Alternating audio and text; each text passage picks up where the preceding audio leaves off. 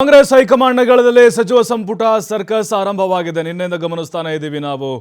ಸಭೆಗಳ ಮೇಲೆ ಸಭೆಗಳು ನಡೀತಾನೆ ಇತ್ತು. ನೋಡಿ, ಮಾಜಿ ಮುಖ್ಯಮಂತ್ರಿ ಸಿದ್ದರಾಮಯ್ಯನವರ ಜೊತೆ ಕಾಂಗ್ರೆಸ್ ಶಾಸಕರ ಒಂದು ಬ್ರೇಕ್ಫಾಸ್ಟ್ ಮೀಟಿಂಗ್ ನಡೀತಾ ಇದೆ. ದೆಹಲಿಯಲ್ಲಿ ನಡೀತಾ ಇದೆ. ಸಿದ್ದರಾಮಯ್ಯ ಜೊತೆ ಉಪಹಾರ ಕೂಟದಲ್ಲಿ ಭಾಗಿಯಾಗಿದ್ದಾರೆ ಶಾಸಕರು. ಅದರಲ್ಲೂ ಅವರ ಅತ್ಯಾಪ್ತರು ಕೂಡ ಇದ್ದಾರೆ. ಸಚಿವಾಕಾಂಕ್ಷಿಗಳು ಅಲ್ಲೇ ಬೀಡು ಬಿಟ್ಟಿದ್ದಾರೆ, ಲಾಬಿ ಮಾಡ್ತಾನೆ ಇದ್ದಾರೆ. ಈಗ ಚೆಂಡು ದೆಹಲಿ ಅಂಗಳದಲ್ಲಿದೆ, ಹೈಕಮಾಂಡ್ ಮುಂದೆ ಇದೆ. ಕಸರತ್ ಭಾಳ ದಿನಗಳಿಂದ ನಡೀತಾನೆ ಇತ್ತು. ಬಟ್ ನಿನ್ನೆಯಿಂದ ಮತ್ತೆ ಕಾವು ಪಡೆದುಕೊಂಡಿದೆ. ಕಳೆದ 2 ದಿನಗಳಿಂದ ದೆಹಲಿಯಲ್ಲೇ ಬೀಡು ಬಿಟ್ಟಿದ್ದಾರೆ ಕಾಂಗ್ರೆಸ್ ನಾಯಕರು. ಡಿಕೆಶಿ, ಸಿದ್ದರಾಮಯ್ಯ, ಹರಿಪ್ರಸಾದ್, ಸುರ್ಜೇವಾಲಾ, ವೇಣುಗೋಪಾಲು, ಖರ್ಗೆ, ರಾಹುಲ್ ಗಾಂಧಿ ನಿನ್ನ ಸಭೆ ಮಾಡಿದ್ರು. ಮತ್ತೀಗ ಖರ್ಗೆ ಅವರು ವಾಪಸ್ ಆದರು ಬೆಂಗಳೂರಿಗೆ. ಮತ್ತು ಅವರು ಡಾರ್ಜಿಲಿಂಗ್ ಹೋಗ್ತಿದ್ರಂತೆ ರಾಹುಲ್ ಗಾಂಧಿಯವರು. ಇವತ್ತು ಹೋರಾಟ ಇದೆ ಅಲ್ಲಿ ನೀಟ್ದು, ಅದನ್ನು ಮುಗಿಸ್ಕೊಂಡು ಮತ್ತೆ ಬರಬೇಕು. ಹಾಗಾಗಿ ಅಲ್ಲೇ ಇರ್ತಾರೆ, ಇವತ್ತೇನು ವಾಪಸ್ ಆಗಲ್ಲ. ಬಟ್ ಶಾಸಕರು ಮೀಟಿಂಗ್ ಮಾಡಿದರು. ಸಿದ್ದರಾಮಯ್ಯ ಜೊತೆಗೆ ಟಿಫನ್ ಮಾತಾಡ್ತಾ ಕೆಲವೊಂದಿಷ್ಟು ಡಿಮ್ಯಾಂಡ್ಗಳನ್ನ ಇಟ್ಟಿದ್ದಾರೆ. ಸರ್, ನಿಮ್ಮ ಮೇಲೆ ನಾವು ಭಾಳ ನಂಬಿಕೆ ಇಟ್ಟಿದ್ವಿ, ನೀವೇ ಕಂಟಿನ್ಯೂ ಆಗ್ತೀರಿ ಅಂತ ಅಂದ್ಕೊಂಡಿದ್ವಿ.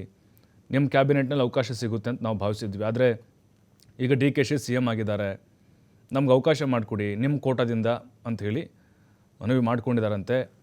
TB ಜಯಚಂದ್ರ, ರಹೀಂ ಖಾನು ಜೊತೆಗೆ ಉತ್ತರ ಕರ್ನಾಟಕ ಭಾಗದ ಕೆಲ ಶಾಸಕರು ಕೂಡ ಅದರಲ್ಲಿದ್ದಾರೆ.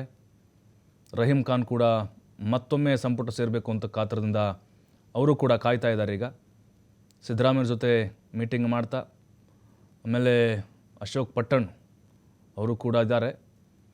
ಕೆಲವೊಂದಿಷ್ಟು ವಿಚಾರಗಳನ್ನು ಶೇರ್ ಮಾಡ್ಕೊಂಡಿದ್ದಾರೆ. ನಾವು ಕೂಡ ಪ್ರಬಲ ಆಕಾಂಕ್ಷಿಯಾಗಿದ್ದೀವಿ, ನೀವು ಹೈಕಮಾಂಡ್ ಮುಂದೆ ನಮ್ಮ ಪರವಾಗಿ ಬ್ಯಾಟ್ ಮಾಡಿ ಅಂಥೇಳಿ ಕೇಳ್ಕೊಂಡಿದ್ದಾರಂತೆ. ಉಪಹಾರ ತಿಂತಾನೆ ಜೊತೆಗೆ ನಿಮ್ಮ ಎನರ್ಜಿ ಕಡಿಮೆ ಆಗಿಲ್ಲ, ನಿಮ್ಮ ಪವರ್ ಹಾಗೆ ಇದೆ, ನೀವು ಹೇಳಿದರೆ ನಡೆಯುತ್ತೆ.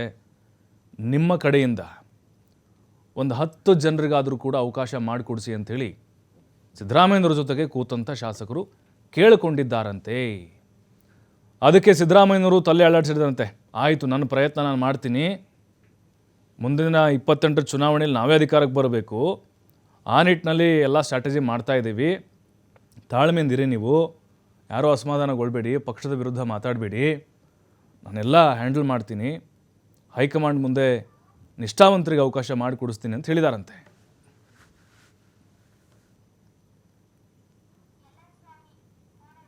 ಮತ್ತಷ್ಟು ಮಾಹಿತಿ ನಮ್ಮ ಪ್ರತಿನಿಧಿ LN ಸ್ವಾಮಿ ನೀಡ್ತಾರೆ. LN ಸ್ವಾಮಿ, ಸಿದ್ದರಾಮಯ್ಯನವರ ಹವಾ ಅಧಿಕಾರದಿಂದ ಕೆಳಗಿಳಿದ್ರು ಕಡಿಮೆ ಆಗಿಲ್ಲ ಅನ್ನೋದಕ್ಕೆ ಈ ಒಂದು ಬ್ರೇಕ್ಫಾಸ್ಟ್ ಮೀಟಿಂಗ್ ಡೆಲ್ಲಿ ನಡೀತಾ ಇರೋದು ಬೆಸ್ಟ್ ಎಕ್ಸಾಂಪಲ್ ಅಂತ ಅನಿಸ್ತಾ ಇದೆ. ಯಾರ್ಯಾರೆಲ್ಲ ಸಿದ್ದರಾಮಯ್ಯನವರ ಮೂಲಕ ಲಾಬಿ ಶುರು ಮಾಡಿದ್ರು, ಏನೆಲ್ಲ ಹೇಳಿದ್ರು ಅಂತಲ್ಲಿ?